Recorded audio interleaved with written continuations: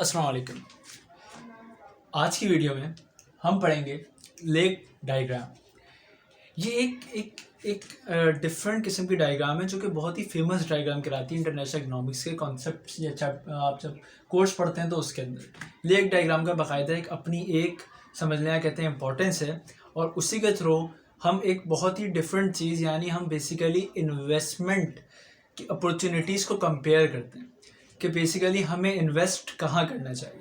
किन दो कंट्रीज़ में करना चाहिए। ठीक है, ये लेक डायग्राम लेक इसलिए कहा जाता है कि इसका जो शेप है वो लेक की तरीके से यानी फ्लोटिंग चल रही है, ये एक मुल्क से दूसरे मुल्क में, उससे फिर वापस उसी मुल्क में, फिर मतलब एक विशियस सर्कल कह लें या आप इसको लेक भी कह सकते हैं। मतलब जो लेक कहा गया है वो इसलिए कि फ्लोटिंग है, तो मतलब एक एक चेन चल रही है। ठीक है, अच्छा बात जो अब हमें इधर करेंगे वो ये होगी कि देखें इंसान जो इन्वेस्टर्स हैं वो उनका तो पैसा उनके पास रखा ही इसलिए होता है कि वो चाहते हैं कि हम कहीं इन्वेस्ट करें और हम जो है उसके ऊपर रिटर्न कमाएं। बट द प्रॉब्लम इज कि if you have two opportunities then how you can compare कि इस वाली अपॉर्चुनिटी से क्या मिलेगा और उस वाली अपॉर्चुनिटी से क्या मिलेगा। और जब इन अपॉर्चुनिटीज़ के अंदर दो कंट्रीज शामिल हो जाए, यानी कि आप एक कंट्री में इन्वेस्ट कर रहे हैं, लेट सपोज अपनी कंट्री में, या फिर आप किसी बाहर की फॉरेन कंट्री के अंदर जाके इन्वेस्ट कर रहे हैं, तो और मामला इंटरेस्टिंग हो जाते हैं। क्यों? क्योंकि उसके बाद एक और चीज़ आ जाती है आपके पास, और वो कॉन्सेप्ट या वो टर्म क्या होती है, एक्सचेंज रेट की। क्योंकि अगर आप अपनी कंट्री में ही दो जगहों पे इन्वेस्ट कर रहे हैं तो फिर exchange rate doesn't matter at all. ठीक है, वही पैसा है, आप ही का पैसा है, आप रुपये के अंदर हैं और रुपये ही लगा रहे हैं आप, और वापसी भी आपको रुपये मिल जाएगा, कोई आपके एक्सचेंज रेट मायने नहीं रखता। बट अगर आप रुपये से यूएस में जा रहे हैं तो फिर आपको दो चीज़ें मायने रखती है। एक तो ये क्या कहते हैं कि किस तरीके की कॉस्ट, रिटर्न क्या होगा, रेवेन्यू क्या होगा, प्रॉफिट क्या होगा। दूसरी चीज़ ये कि एक्सचेंज रेट क्या होगा, कि 3 महीने बाद, 1 साल के लिए मैंने इन्वेस्टमेंट करी, फिर पैसा वापस मंगवाया, अगर एक्सचेंज रेट ही चेंज हो गया और वो एक्सचेंज रेट वैसा रहा ही नहीं जो मैंने सोचा था या जो मेरे हिसाब से जो है प्रॉफिटेबल था, तो मुझे तो नुकसान होगा। तो जब एक्सचेंज रेट की बात भी आ जाती है तो फिर हमारे पास इंटरनेशनल इकोनॉमिक्स के अंदर ये कॉन्सेप्ट गुजर जाता है, वरना वैसे वो फाइनेंशियल और बिजनेस में जाता है। लेकिन जब एक्सचेंज रेट की बात आ जाती है तो इन्वेस्टर का कॉन्सेप्ट एक्सचेंज रेट के हवाले से देखने वक्त हम इंटरनेशनल इकोनॉमिक्स में इस कॉन्सेप्ट को लेकर आ जाते हैं। अच्छा देखें, let suppose you are living in a country which is USA and you want to invest in another country, the country B which is United Kingdom, UK, और आप कह लेंगे कहते हैं आपके लिए वो फॉरेन कंट्री भी हो गए। अच्छा देखें, अब आपके पास क्या होगा, आपका सिनेरियो क्या होगा, because you are living in USA then your domestic country should be dollar, but you want to invest in United Kingdom, then having dollar and investing the dollars in it, they will not consider dollar as their currency, they will consider pound as their currency। ठीक है, तो अब आपको क्या करना पड़ेगा कि आप इस डॉलर को सबसे पहले, अगर आपको यूके में इन्वेस्ट करना है तो आप इस डॉलर को कन्वर्ट करेंगे यूरो में, सॉरी पाउंड में। अच्छा यूरो और पाउंड में मैं बार बार कंफ्यूज हो जाता हूँ, बट असल में लेकिन मेरे समझ लें, आप कहते हैं कि टंग स्लिप है। तो लेकिन बहरहाल ये जो पाउंड है, तो डॉलर को आप सबसे पहले तो पाउंड में कन्वर्ट करेंगे। ये तो हो गया कन्फर्म कि भाई आपको करना ही करना है if you want to invest in UK, because UK takes into consideration their own currency. ठीक है, विच इज पाउंड। अब कैसे करना है, क्या चीज़ इन्वॉल्व होगी, सिंपल सी बात है कि क्या चीज़ इन्वॉल्व होगी, एक्सचेंज रेट। अच्छा भाई, अब एक्सचेंज रेट होगा तो लेट सपोज हम कहते हैं कि जो ई है, यानी एक्सचेंज रेट के लिए हम ई को से डिनोट करना है, एक्सचेंज रेट को। किसका एक्सचेंज रेट, डॉलर पर पाउंड का, यानी एक पाउंड में कितने डॉलर्स आ सकते हैं, ये क्या है, ये है ई। और आपको क्या करना है, आपको डॉलर को यूरो में, पाउंड में कन्वर्ट करना है, ना कि आपको पाउंड को डॉलर में कन्वर्ट करना है। अगर पाउंड को आप डॉलर में कन्वर्ट कर रहे हो तो बड़ा इजीली आप इस एक्सचेंज रेट से फ़ायदा उठा लेते हैं कि लेट सपोज अगर आपके पास 100 पाउंड है, तो अगर कह रहे हैं कि भाई जो मतलब अगर मैं इसका रेट रखूँ ये 10, तो इसका मतलब ये है कि भाई 1 पाउंड में $10 आ जाते हैं। तो 100 पाउंड अगर मैं कन्वर्ट करूँ तो कितने आ जाएंगे, 10 को मल्टीप्लाई करेंगे 100 से, लिखा हुआ आ जाएगा आपके पास आंसर 1000, और आप कहेंगे क्या कहते हैं चले भाई 1000 जो है वो मेरा $1000 हो जाएंगे अगर मैं $100 कन्वर्ट करूँगा, 100 पाउंड कन्वर्ट करूँगा। लेकिन आपको असल में डॉलर को पाउंड में कन्वर्ट करना है, तो you will take this formula as a reciprocal of it, 1/e। 1/e क्या करेगा, पाउंड को ऊपर ले आएगा और डॉलर को ले आएगा नीचे। ये हो गया आपका वो एक्सचेंज रेट जिस पे आप डॉलर को बेचकर पाउंड खरीदेंगे, और वो आपको यहाँ नजर आ रहा है, बाय स्पॉट पाउंड 1/e, ये 1/e इसके लिए लिखा हुआ। ठीक है जी। अब आपके पास क्या आ गया, what you have now, you have euro, pound, sorry pound, again pound. अच्छा, now what you have to do, because your purpose to converting this dollar into pound is that you have to invest and you want to invest in UK. ठीक है, तो आप क्या करेंगे, अब UK में आप इन्वेस्ट करेंगे। अच्छा,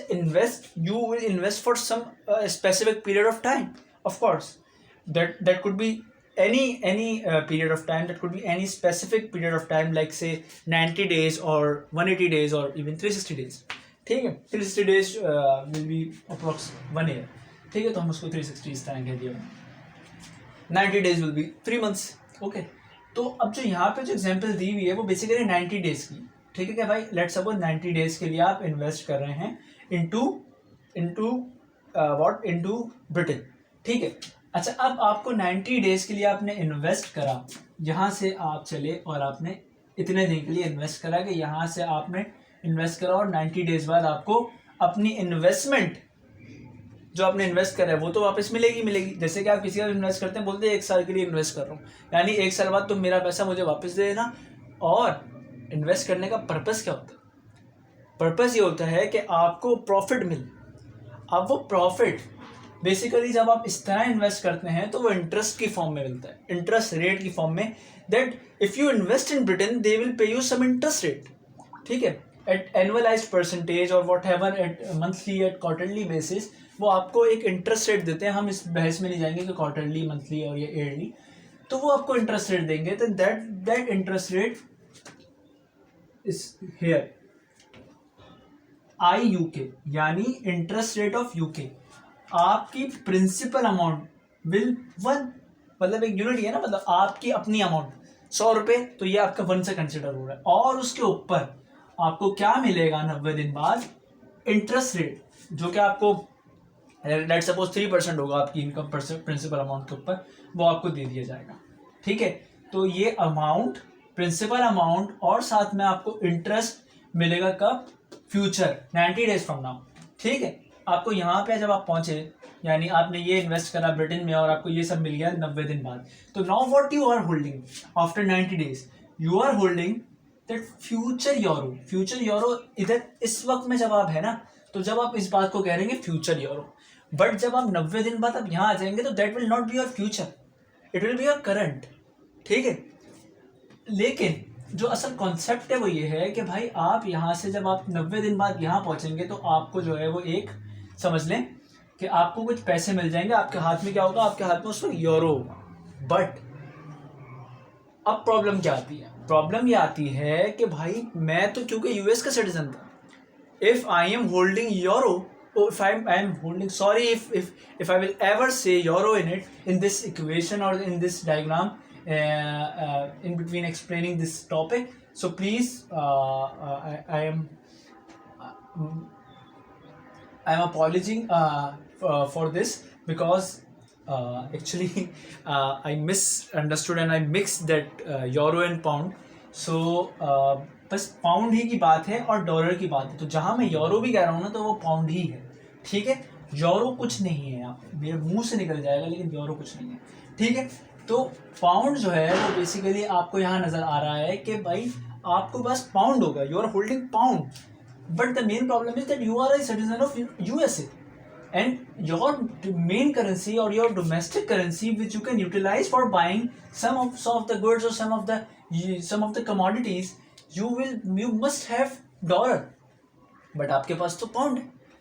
तो अब प्रॉब्लम ये आएगी कि आप क्या कहेंगे, भाई अब पाउंड आ गया, मैं एक्सचेंज करा लेते हैं। आपके दिमाग में भी यही आएगा जो आप लोग सुन रहे हैं कि यार बस हम जो पाउंड है उसको हम डायरेक्ट कन्वर्ट कराएंगे और आ जाएगा डॉलर, हो गया काम हमारा, तो और फिर डॉलर हम लोग इस्तेमाल करेंगे। But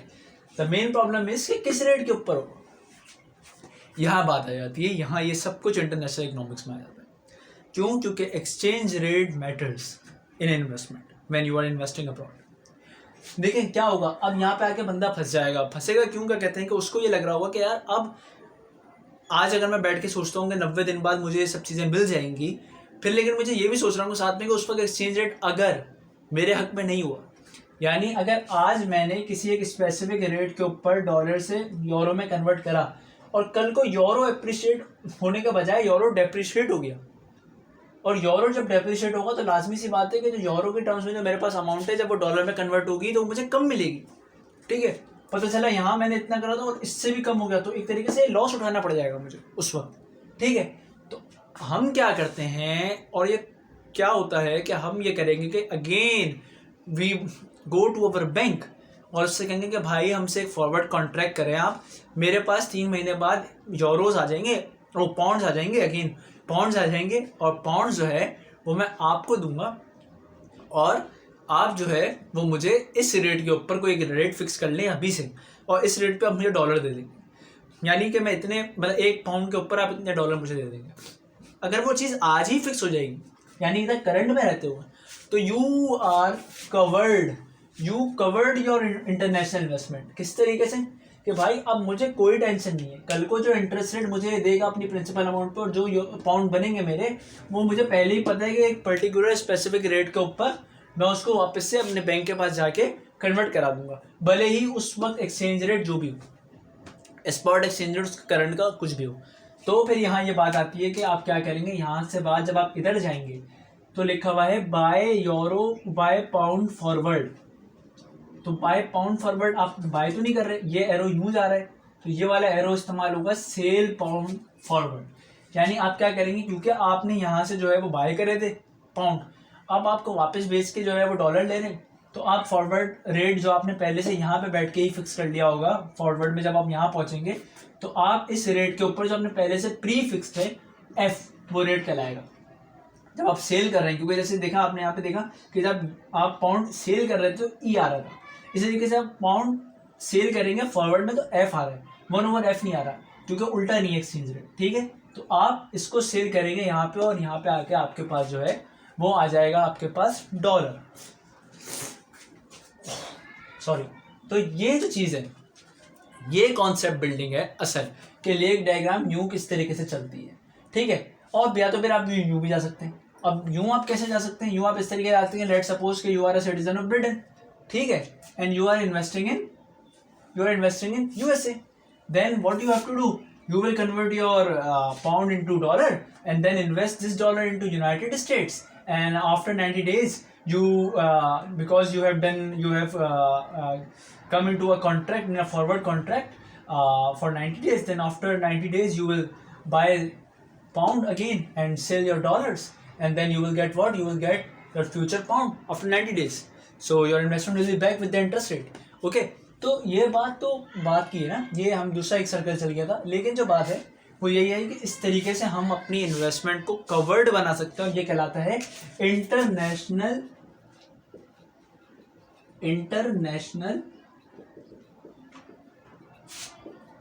investment covered. ठीक है, कवर्ड इंटरनेशनल इन्वेस्टमेंट है, क्योंकि आपने कवर किस तरीके से करा, आपने फॉरवर्ड कॉन्ट्रैक्ट कर लिया, आप अपने आप में बिल्कुल सुकून में आ गए कि भाई अब मुझे एक्सचेंज रेट से कोई लॉस नहीं होना, जो मेरा रेट मैंने फिक्स कर लिया यही होगा, अब जो मुझे मिलेगा वो मुझे सिर्फ इंटरेस्ट रेट मिलेगा और बस, और मुझे प्रॉफिट ही प्रॉफिट है। ठीक है, अब जो सिनेरियो आता है, अच्छा दूसरा सिनेरियो क्या है, दूसरा सिनेरियो ये है कि लेट सपोज एक वक्त के लिए छोड़ दें, आप दूसरी जगह पर नहीं जा रहे, आप इधर रह के इधर इन्वेस्ट ही नहीं कर रहे, आप कहते हैं भाई मैं यूएसए में हूँ ना, तो यूएसए के अंदर भी अगर इन्वेस्ट करूँ तो वो कुछ रेट तो मुझे देगा, तो I will go from this route and only invest in US rather than investing in UK. तो आप क्या करेंगे कि भाई यहाँ से डॉलर को आप उठाएंगे और डॉलर आप डायरेक्टली इन्वेस्ट करेंगे where you will invested in US, और क्या मिलेगा आपको, एक प्रिंसिपल अमाउंट और साथ में उसका इंटरेस्ट रेट यूएस का। और कोई बात इसमें एक्सचेंज रेट की नहीं आएगी, क्यों, क्योंकि आप कोई चीज़ कन्वर्ट ही नहीं करा रहे, आप डोमेस्टिक सिटीजन हैं, आपके पास यूएसए यानी आपके पास डॉलर्स हैं, आप डॉलर्स को अपने ही मुल्क में इन्वेस्ट कर रहे हैं, आपको रिटर्न मिलेगा, दैट्स इट। तो there are two scenarios now, one is that you will invest in Britain and you are a citizen of US, and the second scenario is that you are a citizen of US and you invest in your same domestic country, that is US. So there are two scenarios basically right now what we have, but अब क्या, अब ये कि भाई इन दो में से better कौन सा, बात अब आ जाती है ये कि rather to invest in US or to invest in Britain, अब कौन सा आप वो लेंगे, कौन सा सिनेरियो आप ऑप्ट करेंगे। अच्छा, ये ऑप्शन वाली जो बात हो जाती है ना कि अब कहाँ में जाऊँ, अब इसके लिए आपके लिए थोड़ा कॉम्प्लिकेटेड हो जाता है, और इस अपॉर्चुनिटी को कैसे आप देखेंगे ये देखने का अब हमारे पास एक तरीका है, वो मैं आपको समझाने करूँगा। देखें, हम सबसे पहले तो देखेंगे कि हमें रिटर्न किस किस तरीके से मिल सकता है। तो यहाँ जो रिटर्न मिलेगा वो सबसे पहले ये कि हम कर क्या रहे हैं, हम कन्वर्ट कर रहे हैं अपने डॉलर को पाउंड में। तो हमें क्या, इस रेट के ऊपर रहते हुए जो है वो आपका इस रेट के ऊपर, सॉरी 1/E के एक्सचेंज रेट के ऊपर हम अपना कवर कर रहे हैं, ठीक है, अपने आप कन्वर्ट कर रहे हैं डॉलर को पाउंड में। एक चीज़ तो ये आ गई हमारे पास, हमें ये रेट भी देखना है कि किस रेट पे हम कन्वर्ट कर रहे हैं, ठीक है, एक तो ये रेट है। उसके बाद जो दूसरा रेट हमें मिल रहा है वो ये है कि ये फॉरवर्ड, कि फॉरवर्ड के अंदर हम जो है वो क्या रेट सेट कर रहे हैं, किस रेट के ऊपर हम जो अपने डॉलर्स को पाउंड को सेल करेंगे, तो वो क्या हो गया, वो एफ है, ठीक है, ये दूसरी कंपोनेंट आ गया। ये दो चीज़ें हैं जो कि हमें अपने दिमाग में रखनी हैं अपने इन्वेस्टमेंट करते हुए कि क्या स्पॉट है और क्या फॉरवर्ड है, क्योंकि क्या पता है कि आपको स्पॉट जो है वो आपका आज जो रखें वो ज़्यादा रखें, क्योंकि लाया आप ऐसा तो रखेंगे नहीं, आप जो भी अपना जब आप पाउंड कन्वर्ट करवा रहे होंगे तो आप ये फॉरवर्ड रेट ज़्यादा ही रखेंगे अपने उस स्पॉट रेट से। क्यों, क्योंकि आपको ज़्यादा चीज़ आपको मतलब लाजमी है, आप ये देखेंगे, कहते हैं कि कहीं ऐसा ना हो कि मुझे लॉस हो जाए, तो ये आप जो है दोनों चीज़ों को अपने उसमें रखेंगे, कहते हैं अपने मैटर में, अब चीज़ को इन्वेस्ट करते हुए आप इन दो चीज़ों को अपनी कंसिडरेशन में ज़रूर रखेंगे कि मैं किस रेट के ऊपर जो है वो अपना डॉलर को पाउंड में कन्वर्ट करना, और फिर बाद में मैं अपने पाउंड को डॉलर में किस तरह कन्वर्ट करूँगा। तो ये दो चीज़ें हो गई, ये मल्टीप्लाई हो जाएंगी बेसिकली, ठीक है, क्योंकि ये दोनों रेट्स हैं, और ये रेट्स अगर आप जब मल्टीप्लाई कर लें तो ये क्या बन जाएगा, F/E, ठीक है, ये F/E बन जाएगा। ये इक्वेशन फॉर्मिंग हो रही है, बेसिकली इक्वेशन बिल्डिंग हो रही है, ठीक है, F/E बन गया, ठीक है। ये F/E क्यों है, F/E यूँ है क्योंकि कहते हैं कि आपको जो रिटर्न मिलेगा वो ये है 1+IUK, ठीक है, ये आपके पास रिटर्न है जो आपको मिलेगा, लेकिन इस रिटर्न में किस चीज़ का अमल दखल है, एक तो इस एक्सचेंज रेट का, क्योंकि आपके पास यूके पाउंड खुद तो नहीं, यूरो पाउंड खुद तो नहीं थे, तो आपने क्या करा, आप पहले बाय करेंगे और बाय करने के बाद फॉरवर्ड, तो यानी इन दोनों का भी जो है वो अमल दखल इसके अंदर रहेगा कि आप किस रेट के ऊपर कर रहे हैं, ताकि फिर आपको एक टोटल डॉलर के अंदर अगर आप अमाउंट आपको देखनी है तो आप कैसे देखेंगे, लाजमी सी बात है, इसको जब हम मल्टीप्लाई कर लेंगे, यानी आपके पास लेट सपोज भाई मैं कहता हूँ कि मेरे पास सबसे पहले क्या हुआ, मेरे पास डॉलर थे, मैंने डॉलर को कन्वर्ट करा, इसमें तो एक ये रेट आ गया, ठीक है, फिर मैंने इसके ऊपर कौन सा रेट रखूँगा, ये वाला रेट आ गया, और ये चीज़ मिलके मेरी क्या बनेगी, एक रैंडम एक अमाउंट बन जाएगी, एक्सप्रेशन बन जाएगा जो कि रेट्स को शो कर रहा होगा, और ये मेरा गेन है यूरो की पाउंड की टर्म्स में, ठीक है। जब लेकिन मैं इसको अपने एक्सचेंज रेट से कर लूँगा तो ये मेरा जो वो बन जाएगा, आप कहते हैं कि जो अमाउंट आएगी वो बेसिकली डॉलर्स में हमें शो हो रही होगी, जो अमाउंट आएगी वो हम कहेंगे कि भाई इतने डॉलर्स हमें मिले इस इन्वेस्टमेंट से, इन सब चीज़ों को करते हुए। और दूसरी तरफ डायरेक्ट क्योंकि आप डॉलर से डॉलर में जा रहे हैं तो आपको सिंपल ये चीज़ मिल जाएगी, 1 US मतलब आपकी प्रिंसिपल अमाउंट और साथ में आपका इंटरेस्ट रेट, ठीक है। अब ये दो चीज़ें आपको क्या देखना है कि यू हैव टू डिसाइड कि ये ऑप्शन बेटर है या ये ऑप्शन बेटर है, तो आप क्या करेंगे, इसके बीच में लगा देंगे माइनस का साइन, ठीक है जी। अब माइनस के साइन से क्या हो गया, ये आपकी एक इक्वेशन बन गई, ठीक है। और ये इक्वेशन क्या कहलाती है, कहलाती है कवर्ड डिफरेंशियल, ठीक है। क्या कहलाती है, कवर्ड डिफरेंशियल,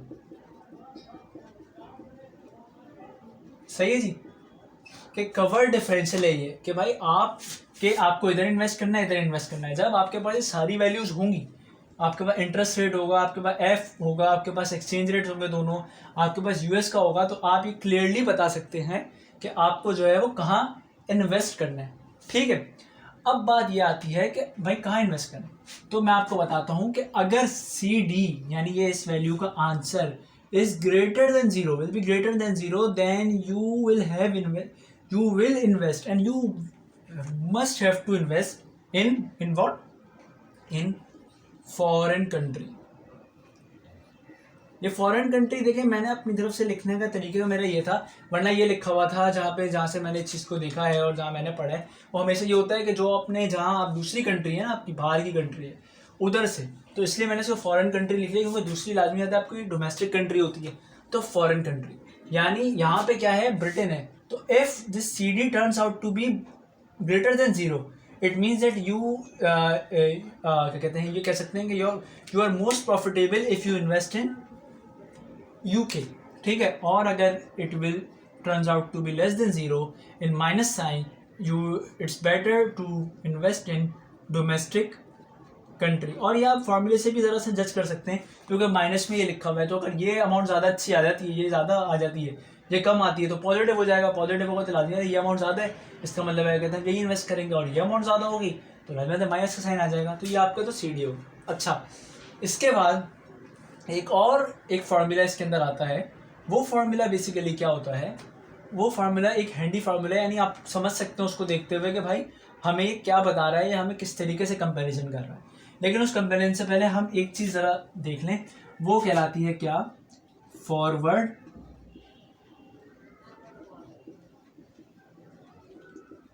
प्रीमियम। वो क्या होता है, F is equal to F minus E, ये कैपिटल एफ है और ये स्मॉल एफ है, और अपॉन ई, ये कहलाता है फॉरवर्ड प्रीमियम। अच्छा, फॉरवर्ड प्रीमियम क्या है बेसिकली, ये क्या है, देखें ये बेसिकली आपको ये बता रहा है कि आप अपने स्पॉट से अपने पाउंड्स को बाय करके बाद में सेल करने के बाद जो आपको प्रीमियम मिल रहा है उसके ऊपर, यानी प्रीमियम क्या, आपने लेट सपोज यहाँ जो पाउंड आपने जो है वो ख़रीदा, वो रेट था आपका ये सही है। इसको अगर मैं उल्टा कर लूँ तो वो क्या रेट था आपका, मतलब अगर आप इसी, क्योंकि देखें रेट तो एक ही होते हैं, यानी अगर मैं इसको बल्कि इसको इस तरीके से समझाता हूँ कि भाई देखें, आपने जो है एक चीज़ ख़रीदी और वो आपने जो है वो जब ख़रीदी थी तो आपको वो पड़ी लेट सपोज $10 के अंदर आपको 1 पाउंड मिला, ठीक है, $10 का आपको 1 पाउंड मिला। लेकिन अब जब आप बेचने जा रहे हैं तो आपको वही पाउंड जब आपने बेचा तो आपको $12 मिले। It means what, it means कि आपको जो है ये क्या ₹2 का आपको क्या हुआ, आपको फ़ायदा हुआ अपने, ये प्रीमियम कहलाएगा, ठीक है। ये प्रीमियम कहलाता है कि अगर आपके पास जो है वो आप अपने स्पॉट से जब आप फॉरवर्ड में जाते हैं तो आप लग जाता है अपने ऊपर कोई आप एक रेट फिक्स करके रखते हैं, वो रेट अगर लेट सपोज इधर 10 था और आपने कहा नहीं जी मैं 3 महीने बाद आपसे जो है वो 10 में नहीं बल्कि 12 में आपको बेचूंगा, और उसने कहा ओके, तो इट मीन्स आपको ₹2 का फ़ायदा हो गया। तो ये फ़ायदा यहाँ पे कैसे ट्रांसलेट हो रहा है, forward rate minus spot rate of that currency divide by E, यानी वही final minus initial divide by initial. तो ये क्या होता है बेसिकली, ये कहलाता है चेंज, ठीक है। चेंज भी कहलाता है ये इस तरीके का, जो भी आपका एक्सप्रेशन लिखा होता है, जैसे हमेशा लिखा होता है y2 minus y1 upon y1 change. तो ये जब आप परसेंटेज में इसको शो करेंगे, यानी मल्टीप्लाई बाय 100 करके परसेंटेज में अगर आप शो करेंगे तो ये आपको ये दिखा रहा होगा कितने % आपको फॉरवर्ड प्रीमियम मिला। और अगर ये चीज़ माइनस में आ रही है, ठीक है, फॉरवर्ड प्रीमियम आपका माइनस में आ रहा है, तो इट मीन्स ये फॉरवर्ड प्रीमियम नहीं है, ये फॉरवर्ड लॉस है। यानी आप स्पॉट से जब आप फॉरवर्ड में गए तो उल्टा आपको लॉस हुआ, ठीक है। ये फॉरवर्ड प्रीमियम की कॉन्सेप्ट है कि अगर आपका माइनस में आ रहा है तो मैं इसको लिख देता हूँ कि f is less than 0, it will be forward losses. अच्छा, अब ये फॉरवर्ड प्रीमियम तो आपको समझ आ गया कि ये क्या है। अब आप इस इक्वेशन से हम लोग इसको थोड़ा सा चेंज करके इसके अंदर रखेंगे। कैसे, अगर आप इसको जल्दी से ज़रा मल्टीप्लाई कर लेते तो क्या बन जाएगा, C D is equal to F upon E plus I U K into F upon E minus 1 और माइनस यूएस आई यूएस। ठीक है जी, ये बन जाएगा बिल्कुल। क्या करा मैंने, सिर्फ एफ ई क्योंकि दोनों से मल्टीप्लाई हो रहा था, 1 से भी मल्टीप्लाई हो गया, आई यू के से भी हो गया, वो ये लिखा। ठीक है, अब व्हाट, अच्छा अब मैथ्स का एक रूल आता है कि जब भी आपको इक्वेशन लिखे रहे होते हैं, जब आप इक्वेशन को थोड़ा सा ट्रांसफॉर्म करना होता है, तो आप कोई भी चीज़ अगर ऐड कर रहे हैं उसमें एक्स्ट्रा जो कि इसमें पहले नहीं थी, तो आपको इस तरह ऐड करना है कि वही नंबर प्लस के साथ और वही नंबर माइनस के साथ ऐड करना है, ताकि ये चीज़ शो हो जाए। जैसे कि अगर मुझे यहाँ ऐड करना है 2 तो +2 और -2 करके ऐड करूँगा, तो इससे क्या होगा कि आखिर में रिजल्ट क्या होगा, +2 -2 कैंसिल हो जाते हैं। लेकिन सिर्फ और सिर्फ ये इक्वेशन की बिल्डिंग के लिए जो है वो ज़रूरी होता है। तो यहाँ पे हम ऐड कर रहे हैं आई यू के, ये हम ऐड करेंगे प्लस माइनस में। तो हमने क्या ऐड करा,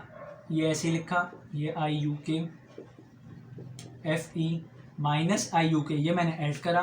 प्लस आई यू के, ये मैंने ऐड करा, ये दो चीज़ें ऐड हो गई, और आगे ये -1 माइनस आई यू एस आ गया। ठीक है, अब अच्छा अब अगर इसको भी ज़रा आप इसमें 100 को डालेंगे परसेंटेज के लिए बोला, अगर आप इसको भी जो है वो ज़रा खोलें तो ये क्या बनेगा, F upon E minus E upon E will become F upon E -1। ठीक है जी, अब यहाँ हमारे पास एक ये एफ अपॉन ई है और ये -1 है, तो अगर मैं इस एफ अपॉन ई और -1 को ये लिख दूँ एफ, तो कोई गलत नहीं होगा, तो मैंने इसको एफ लिख दिया। ठीक है, अब मेरे पास क्या बचा, आई यू के F upon E minus I U के plus I U K minus I U S, ये वन तो इधर आके यू। अच्छा अब you have these two expressions here. ठीक है, अब अगर आप इसमें से कॉमन ले लें आई यू के कॉमन लेना, तो आपके पास क्या आएगा, आई यू के और अंदर क्या आ जाएगा, एफ अपॉन ई, और इधर कुछ नहीं है तो क्या है -1, ये खत्म हो गया और ये आ गया plus I U K minus I U S. अब एफ ई -1 अगेन जो है वो एफ हो गया, तो आप इसकी जगह पे क्या लिख सकते हैं, एफ। अच्छा जी, तो अब ये आपका फॉर्मूला बन गया। अच्छा आई यू के और एफ बेसिकली इंटरेस्ट रेट खुद डेसिमल में होता है और फॉरवर्ड रेट भी कोई एक होगा, तो अगर आप उस रेट को, क्योंकि $1 के हिसाब से रेट होते हैं ना, इस रेट को अगर आप इससे मल्टीप्लाई करेंगे तो ये बहुत छोटी अमाउंट बन जाती है। तो ये छोटी अमाउंट होने की वजह से अप्रॉक्सीमेशन के अंदर हम इस को ख़ास तौर पे इग्नोर कर देते हैं, क्योंकि वो एक खुद इटसेल्फ छोटी अमाउंट होती है, और उसके अंदर जब आप रेट से और मल्टीप्लाई करते हैं इंटरेस्ट रेट से, तो मज़ीद छोटी आती है। तो हम इसको अप्रॉक्सीमेशन में साइड में कर देते हैं जब अपनी आप कैलकुलेशन कर रहे होते हैं, कि इसको हम इतना ज़्यादा इंपॉर्टेंस नहीं देते। तो बेसिकली ये क्या बन जाती है, F plus I U K minus I U S. तो ये बेसिकली जो है वो आपका क्या बनती है, जो सी डी था इसकी इक्वेशन बनती है, C D is equal to F plus I U K minus I U S, यानी इंटरेस्ट रेट ऑफ यूएस। और अब ये आपको क्या बता रहा है, ये बता रहा है कि अगर आप जो है आपको क्या क्या गेन हो रहा है आप जब उसमें जा रहे हैं आपको, क्योंकि देखें ये तो एक बहुत बड़ी चीज़ थी, इसको मैं एक्सप्लेन कर रहा था वैसे ही, लेकिन ये एक्सप्लेन करके और क्लेरिफाई हो जाएगा आपको। अगर आप ब्रिटेन में जा रहे हैं तो आपको दो चीज़ें मिलनी है। क्या दो चीज़ें मिल रही हैं, अगर मैं इस चीज़ को यहाँ लिखना शुरू करूँ तो ये थोड़ा आप लोगों के लिए भी अच्छा हो जाएगा, मेरे ख्याल में यहीं लिखते हैं इसको, या फिर कहाँ लिखते हैं, यहाँ लिखते हैं, चलिए थोड़ा ऊपर हो जाएगा ना, ये मैं इसको हटाया तो ये आपने पढ़ लिया होगा वैसे। ठीक है, तो यहाँ पे जो है अगर आप ब्रिटेन में इन्वेस्ट कर रहे हैं तो आपको क्या क्या मिल रहा है जी, आई U K minus I U S और ये क्रेडिट। तो अगर आप यूके में इन्वेस्ट कर रहे हैं तो you will not get the interest rate of what, interest rate of US, it will become 0। तो आपको क्या मिलेगा, एफ प्लस आई यू के। ठीक है, ये चीज़ आपको मिल जाएगी बेसिकली कहाँ पे, यूके में इन्वेस्ट करने के बाद। और अगर आप दूसरे तरीके से भी सोचना चाहें तो वो ये है कि एक तो आपको फॉरवर्ड प्रीमियम मिलता है बाहर इन्वेस्ट करने पे, और दूसरा आपको गेन क्या होता है, वो गेन ये होता है, क्योंकि ये तो एक्स्ट्रा गेन है, ये आपका जो है वो गेन कहीं भी और, ये आपका गेन जो है वो कहीं भी और, सॉरी टू फॉर डिस्टर्बेंस, ये गेन आपका कहीं और नहीं मिलेगा अगर आप वहाँ पे इन्वेस्ट करेंगे। कहाँ पे, आपका कह लें क्या कहते हैं कि यूएस में। और ये इन दोनों का डिफरेंस आपको बेसिकली, क्योंकि ये तो आपको यहाँ पे मिल सकता था अगर आप यहाँ इन्वेस्ट कर देते तो ये तो मिल जाता, लेकिन ये यहाँ पे मिल रहा है। ठीक है, तो इन दोनों का डिफरेंस भी मैटर करता है। इन दोनों का जो डिफरेंस होगा वो ऐसा डिफरेंस होगा कि वो यहाँ पे आपको मिल जाएगा। यानी अगर आप इकोनॉमिक्स टर्म में बात करें तो ये तो आप यहाँ भी हासिल कर सकते हो, लेकिन आपको जो है वो इसका जो ऊपर का डिफरेंस अगर कोई है तो वो आपको यहाँ मिलेगा। और अगर कोई डिफरेंस नहीं है, लेट सपोज यूके और यूएस का जो इंटरेस्ट रेट है वो सेम है, तो फिर फॉरवर्ड प्रीमियम पॉजिटिव होगा जब भी आप ब्रिटेन में जाएंगे, ठीक है। और अगर फॉरवर्ड प्रीमियम जीरो है और इंटरेस्ट रेट यूके का ज़्यादा है तो भी आप ब्रिटेन में जाएंगे। लेकिन अगर फॉरवर्ड प्रीमियम भी जीरो है, इंटरेस्ट रेट भी यूके का कम है, तो फिर आप लाजमी सी बात है यूएस में इन्वेस्ट करेंगे, जो मैंने ऊपर बताया था, ठीक है। और इसी तरीके से अगर मैं कहूँगा, कहते हैं कि आपको यूएस में इन्वेस्ट करना है तो कोई फॉरवर्ड प्रीमियम नहीं होगा, zero, plus interest rate UK भी कोई नहीं होगा, तो आपका क्या बच जाएगा, you are left with minus IUS। और यही मैंने आपको बताया था कि अगर आपके पास माइनस में आता है इसका आंसर, तो it means it is better to invest in domestic country. तो that's all from my side for today. तो ये आई होप आपको ये चीज़ समझ आई होगी, ये सारी चीज़ें, और ये कॉन्सेप्ट बहुत इंपॉर्टेंट कॉन्सेप्ट है, और आई होप क्या कहते हैं मैंने आपको इस साइड डिलीवर किया होगा। तो मुझे इसका फीडबैक ज़रूर दीजिएगा। Thank you.